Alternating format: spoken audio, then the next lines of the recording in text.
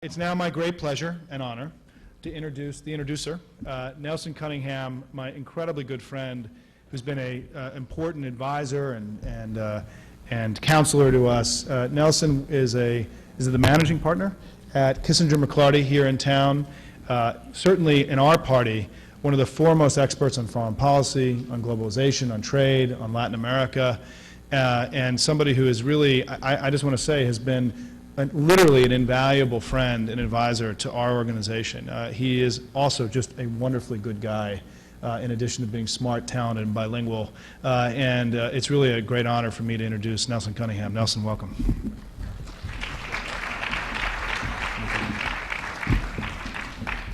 Well, Simon, thank you. As a proud member of the NDN Advisory Board and as a former Joe Biden staffer, I suppose I'm the perfect person to introduce Senator Biden here this afternoon.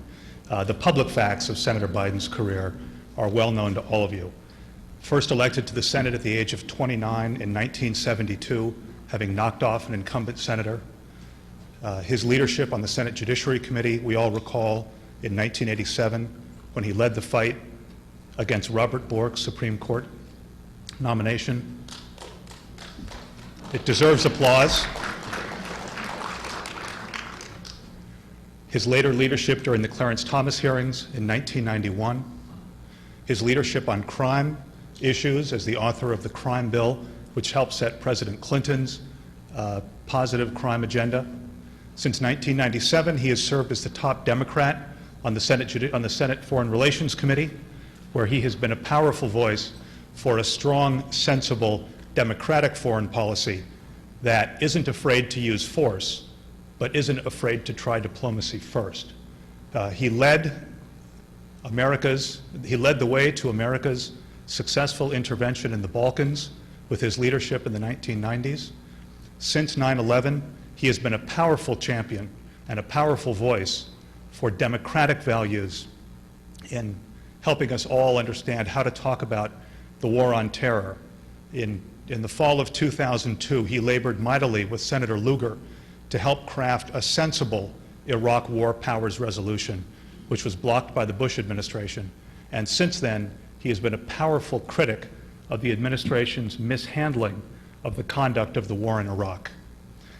Those are the public facts about Senator Biden. Those of us who have seen him up close, who've had the privilege to work for him, know that his leadership and his appeal after 34 years in the Senate isn't just based on longevity and experience, although he surely has both of those in spades.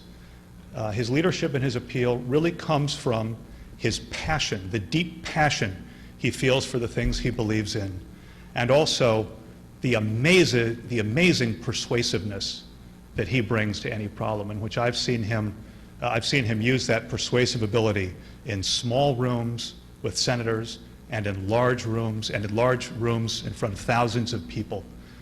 Ladies and gentlemen, it gives me great pleasure to introduce a man with passion and the always persuasive Senator Joe Biden.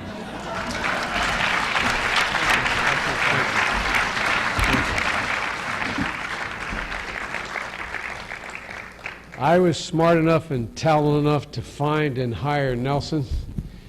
He was smart enough and talented enough to leave and go make a whole hell of a lot of money so he could help contribute to my campaign, and I appreciate it very much. Hey folks, thank you very much. Let me thank Simon and the whole group here for bringing a voice and a perspective that our party has to, I think, and I'm not being solicitous, has to be sort of the lead tone and tenor if we're going to take back the United States Congress and if we're going to win the presidency in the year 2008. It is true that there are I've been there 34 years. It is true there are only 4 senators who are more senior than me. But it's very important to you to understand there's 44 still older than me. 44 still older. That's the only important fact I want you to remember. Folks, look, I did not realize that I had this opportunity until earlier today, and I apologize for being a few minutes late. We were debating Iraq, and then the leadership asked whether I'd join them in a press conference after the resolutions that we voted on. And I'll try to do two things in very short order, and I know you haven't been taking questions. With your permission, I'd rather stop at some point here and take questions, if that's okay, if you have the time. And if you don't have the time to do that, I'm delighted to leave. There's that old joke, my job is to speak and yours to listen. If you all finish your job before I finish mine, raise your hand and we can all get the hell out of here. I think I'm obliged to make just a few comments about Iraq.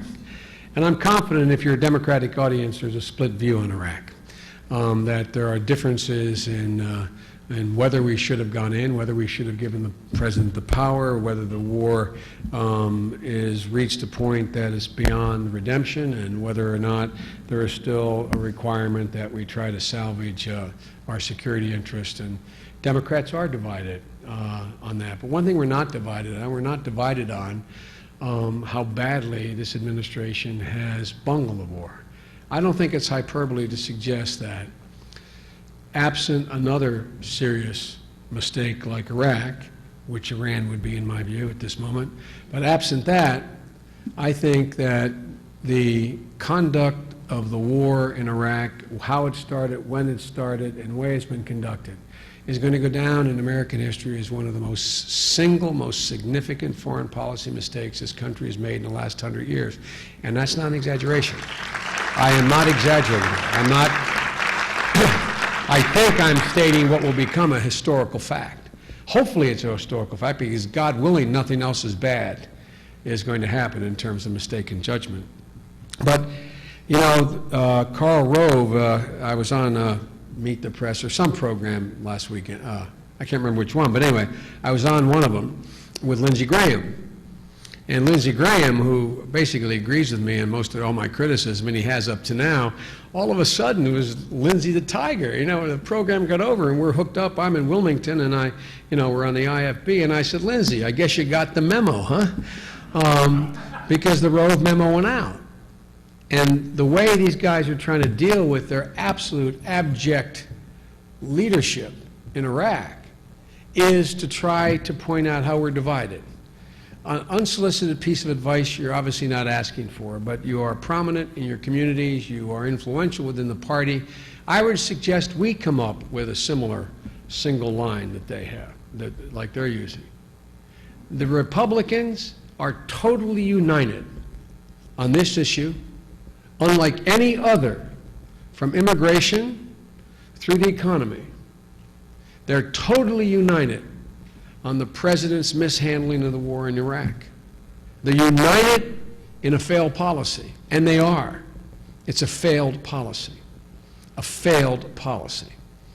that has one small prospect of being able to be redeemed, even at this late hour. Redemption meaning that we leave Iraq when we leave Iraq with a relatively secure government within its existing borders, not a threat to its neighbors, not a haven for terror, and not engaged in an all-out civil war. That's as good as it will get, if it gets that good. If God came down and gave me that option right now, I would take it.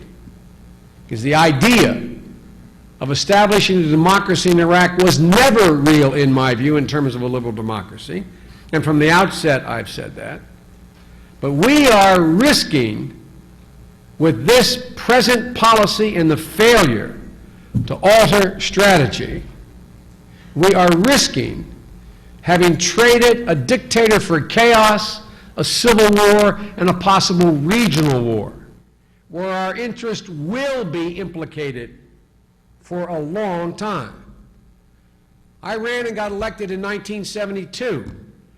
A press person in Delaware reminded me a year ago that I had said in the last debate, I'm so certain that the policy upon which Vietnam is premised is mistaken, that if in fact a Russian fleet ever docks in Cameron Bay, I will offer my resignation on the floor of the United States Senate.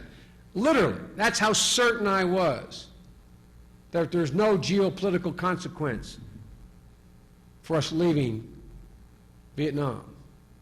I'm equally as certain if we must leave Iraq because there's no option, and we're going to know that pretty soon, that we will leave behind a legacy we're going to have to deal with for the better part of the next 2 decades.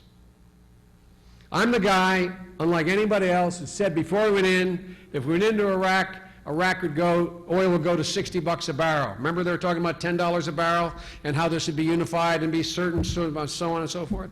I'm telling you now, if we don't straighten up our policy, if we don't get a Sunni buy-in to their constitution, if you do not purge the military and the police force of sectarian forces, if you do not come up with a policy how to begin to control the militia, and if you do not keep the neighbors out, oil will be $120 a barrel. I know, I've been in Washington long enough to know you shouldn't say things like this because you know this is going to be told, you're going to be reminded of it. But if this ends up in a full-blown civil war, resulting in a regional war, which is probable if it's a full-blown civil war, you will see oil spike to $120 a barrel. And then we got already on the bad economic policy this administration is fostering a disaster. Enough about Iraq. And I'm happy to answer questions if you'd like me to. Second point I'd like to make, and I'll make it as briefly as possible. I don't think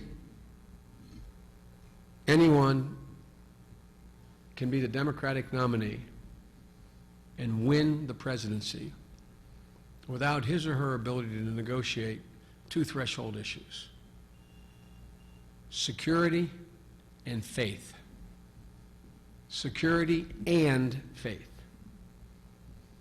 And secondly, once that is, if you can ante in that in the poker game, if you can't, you're out. It will not matter. It will not matter whether our candidate has the right policy on economic policy, on education policy, on health care policy. You don't get to go unless you can meet those 2 criteria, in my opinion. But once you do that, then unless we begin to figure out how to begin to rebuild the middle class and speak to the middle class, we're in deep trouble. They ain't voting for us, folks. They used to be our constituency. They're from whence I come. And although I ran for the United States Senate out of the civil rights movement, my state, to its great shame, was a slave state, segregated by law. We have the 9th largest black population in America. That's how I got involved. The fact of the matter, though, is that if you take a look at the last 20 years, name me a direct policy middle-class folks thought that we aimed at them. We say, well, college loans, or minimum wage, or job retraining. I don't know what neighborhood you all came from, but my middle-class neighborhood with a lot of split-level homes, none of that affect them, in their view. And we used to sit there and say in the Democratic caucus, oh my God, why do they know that Reagan and Bush 1 and now Bush 2, for certain, gives all the benefits to the corporations and the wealthy people, and the polling data shows the American people think that, and some of them still vote Republican. Why? In their bad tax policy, at least $800 to $1,600, $2,500 drops out and trickles down onto the kitchen table. Name me a Democratic tax policy you've heard offered in earnest where anything bounces up from the floor onto the table. And although I got involved not because of the middle class, not because of the wealthy, but because of the poor and the disadvantaged, I said and got in trouble in my first campaign, I'm not running because the DuPont company needs me. I'm running because the east side of Wilmington, Delaware needs me. I'm running because the Puerto Rican community needs me. We didn't have a large Hispanic community then other than Puerto Rican. But you know what I figured out after all these years? There is no Head Start. There is no Pell Grant. There are no Pell Grants. There is no aid to education. There is no WIC program without the middle class. That is the consensus. Rich folks ain't going to take care of poor folks.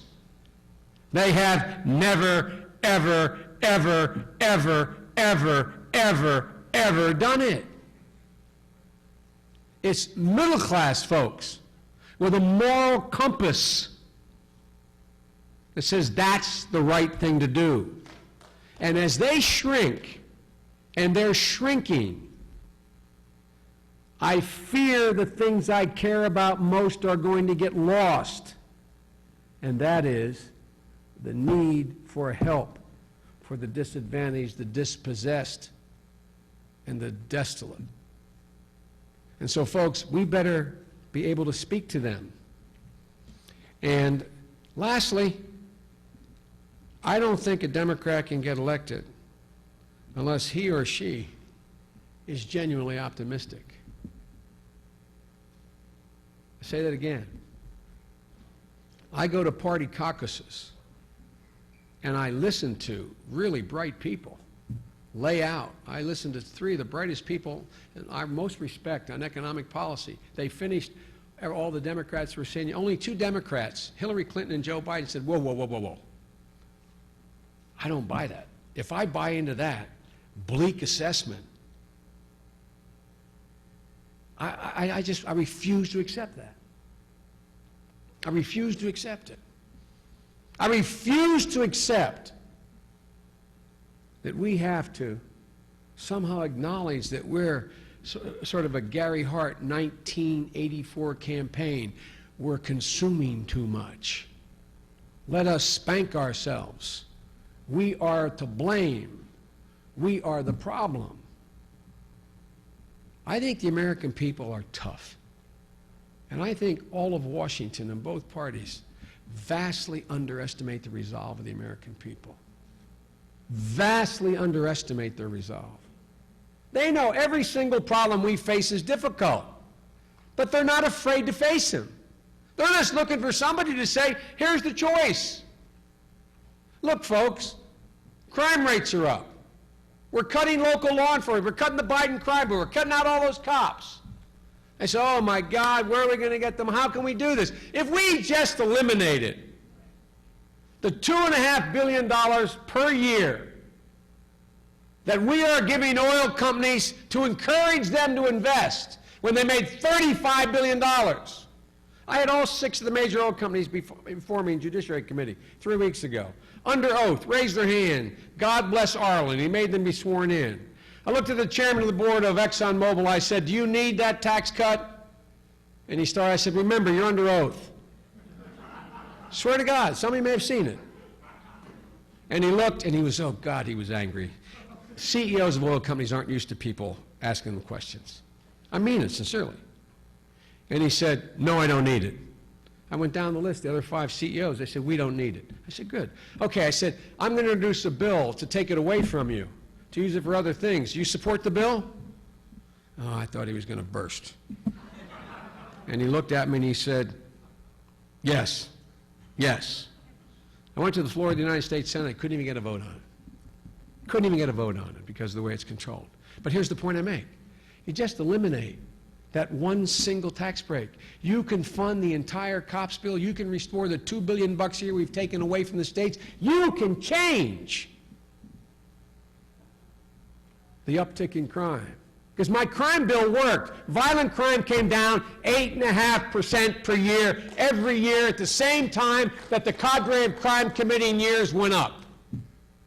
Folks, if you were to support research in Star Wars, eliminate the money to deploy it when it's not ready to be deployed now, to move against the 10th least likely threat our military thinks exists, and took that $6 billion, you know what you could do? You can inspect every single solitary cargo container, all 6 million of them, before they hit America's shores for a dirty bomb and a nuclear bomb. You could have 10 million doses of advanced radiation sickness vaccine available. You could add 1,000 FBI agents, which we are short on. You could add 13,000 new cops. You could turn around and you could guarantee the public's the physical safety of the 100 major chemical plants in America. You could do that. So folks, we ought to be square with the American people. Tell them the truth. Say, look, here's what our priorities are, right here. You don't like them, understand it. Vote for the other guy. You like them, vote for us. Folks, we can't solve the energy crisis in 2 days, but I'll tell you what we can do. And some of you are real experts. If you just pass the bill that Lugar and I introduced, mandating every automobile in America be fuel flex capable by 2008, it costs $55 a car. Technology's all there. Guarantee that everybody owns more than 25 gas stations, have at least 10% of those stations pumping E85 ethanol. And guarantee that you have 1 mile per year increase in mileage based on the weight of an automobile, not the CAFE standard we have now. Guess what? In 6 years, you have 20% more flexibility in your reliance on foreign oil. And guess what that's doing to us? I do know a lot about foreign policy, as much as anybody in this room, including if you're Henry Kissinger, who I love. Folks, we have mortgaged our foreign policy. Everyone's out there going, oh my God, how in God's name, you know, the Chinese came here and the president didn't get anything. Guess what? They own us. $175 billion.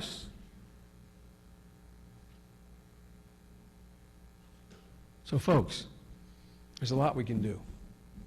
But we can't do any of this unless we're willing to trust the American people. And what bothers me after 34 years in Washington, Democrats are getting like Republicans in one respect. They think the American people are stupid. They've never, ever, ever let their country down when they've been challenged. Not one single time in American history have average Americans let their country down. That's not nativism. That's not this beat our chest and my being xenophobic. It's a historical fact. And I'll conclude by saying that it's occurred. Every major step forward we've made as a nation has occurred in the immediate aftermath of a great crisis. In the immediate aftermath of a crisis.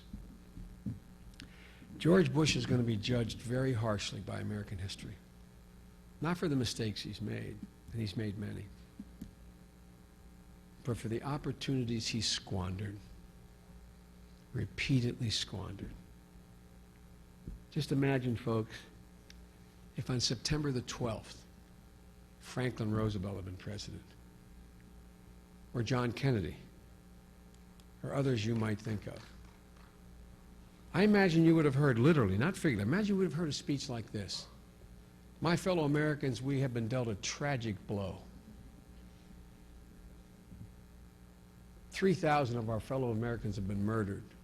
Our economy is temporarily but seriously damaged.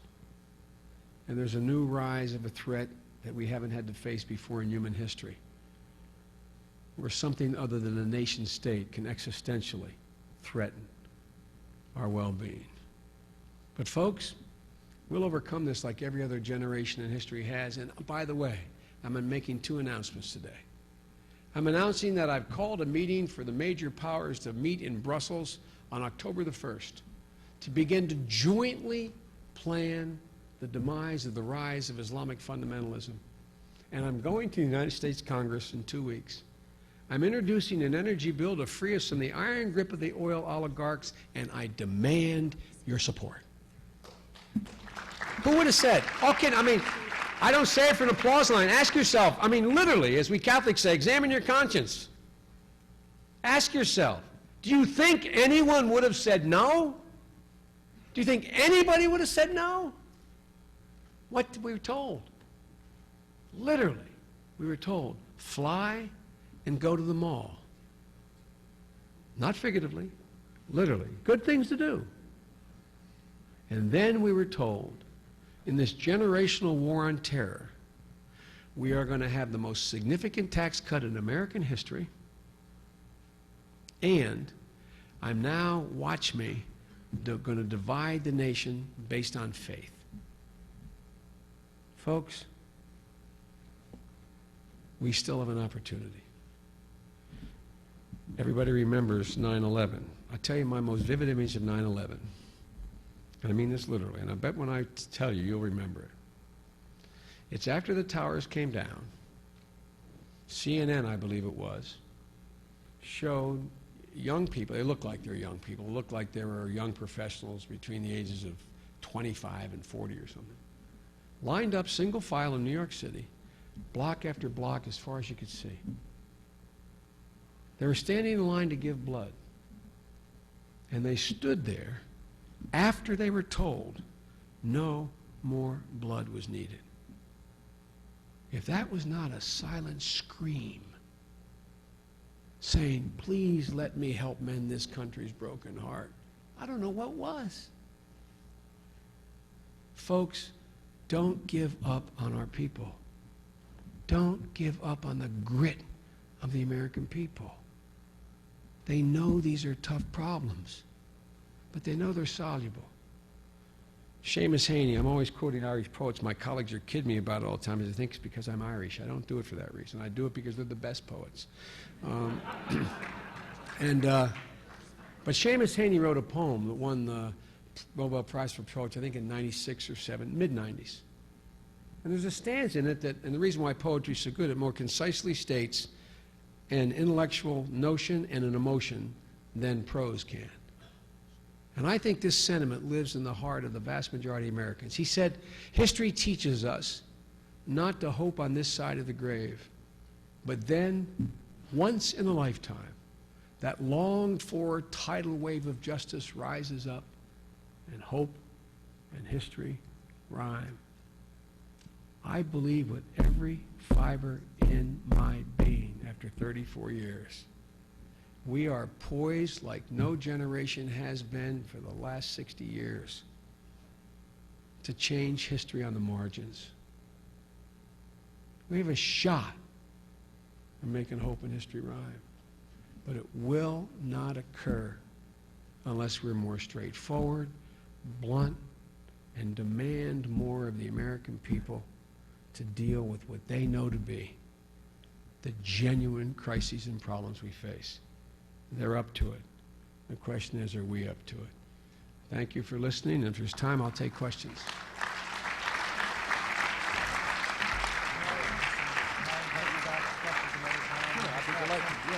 As long as they don't, I'm not just leaving on them. No, we've invited the senator back for questions another time.